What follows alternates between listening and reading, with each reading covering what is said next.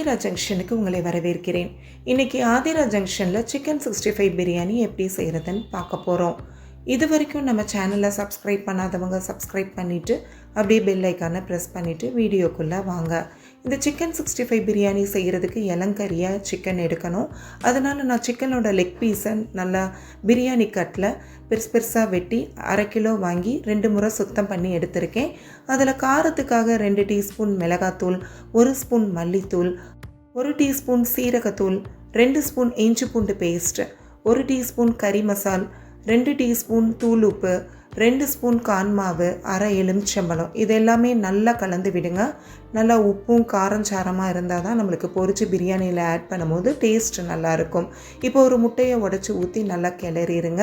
அப்போ தான் வெளியே முருகலாக இருந்தாலும் உள்ளே நல்லா சாஃப்டாக இருக்கும். இப்போ மூடி போட்டு ஒரு 3/4 மணி நேரம் அளவுக்கு ஊற விட்டுருங்க.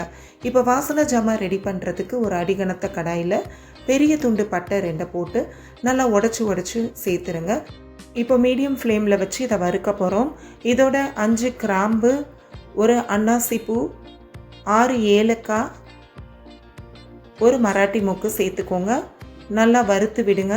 இது கொஞ்சம் சூடேறவும் 1 ஸ்பூன் ஷாஹி ஜீரா, 1 ஸ்பூன் சோம்பு போட்டு நல்லா வறுத்து ஆற வச்சு மிக்ஸி ஜாரில் பொடி பண்ணி வச்சுக்கோங்க. இப்போ சிக்கனை பொரிக்க கடாயில் தேங்காய் எண்ணெய் ஊற்றி கொஞ்சம் கொஞ்சமாக சிக்கன் பீசஸை போட்டு நல்லா முன்னும் பின்னும் பெரட்டி சிவக்க வறுத்து எடுத்துக்கோங்க. மீடியம் ஃப்ளேம்லேயே வச்சு வருங்க. அப்போ தான் உள்ளே நல்லா வெந்து வரும். இப்போ பிரியாணி ரெடி பண்ணுறதுக்கு குக்கரில் கடலெண்ணெய் ஊற்றிக்கோங்க.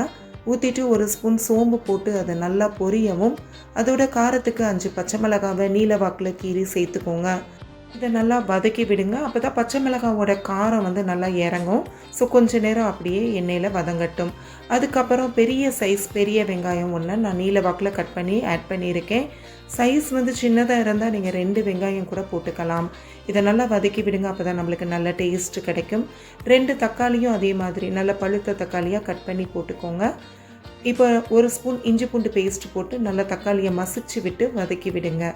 இதுக்கு கொஞ்சம் டைம் எடுக்கும்.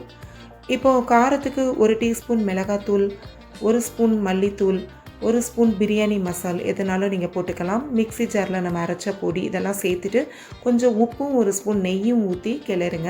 இந்த உப்பும் நெய்யும் ஆட் பண்ணுற வீடியோ என்கிட்ட அந்த கிளிப் மிஸ் ஆகிடுச்சு.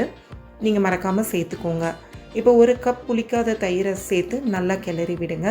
இப்போ 1 கை அளவுக்கு புதினா, 1 கை அளவுக்கு மல்லிச்செடியை நறுக்கி நான் சேர்த்துருக்கேன்.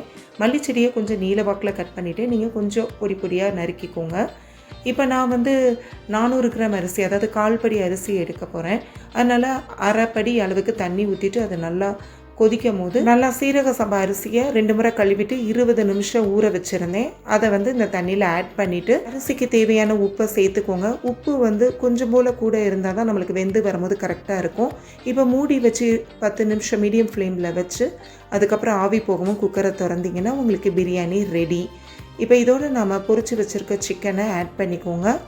ஆட் பண்ணிவிட்டு இதை நல்லா கிளறி விட போகிறோம். அப்போ தான் அந்த சிக்கனில் பிரியாணி ஃப்ளேவர் இறங்கும். கிளறிட்டு நம்ம சும்மா மூடி போட்டு ஒரு 10 நிமிஷம் வெயிட் போட்டு ஆவி வெளியே போகாமல் வச்சுருந்திங்கன்னா பிரியாணி நல்லா பொருந்தி வந்துடும்.